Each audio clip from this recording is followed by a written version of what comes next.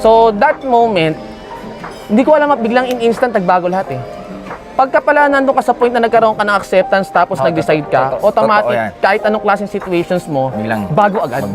Parang alam mo yung, parang magic na bilang gumanon ng lahat. Totoo yan. Totoo. So, I realized lagi ko ito sinasabi sa mga tao every time nag-talk ako, walang ibang sekreto kundi yung sarili mo. Kasi napansin ko nagbabago yung situations mo pag nagbabago ka. Ibig sabihin, sa lahat po na nakikinig right now, kung gusto mo magbago buhay mo, walang ibang sekreto, magbago ka lang. Yun lang po. Pwede kang maging clear, anong klaseng pagbabago yung dapat gawin? Inayos ko mabuti lahat ng bagay na ginagawa ko.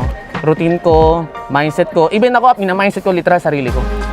Kung ano yung dapat na isipin ko, kung ano yung dapat na mindset ko, kung ano yung dapat na Anong perspective klaseng ko. yung sipag nung ginawa mo nung magbabayad ka na ng 9M? Sa history ng pag-network ko, in-outwork ko lahat. Pero sa sa grupo ko lang, ang pinakamasipag kasi sa amin, si Mentor Bart, sabi ko, i-outwork ko tong tao na to. Okay. So, dumating ako dun sa point ang bilis ng oras sa akin. Magdamag lang ako kumakausap.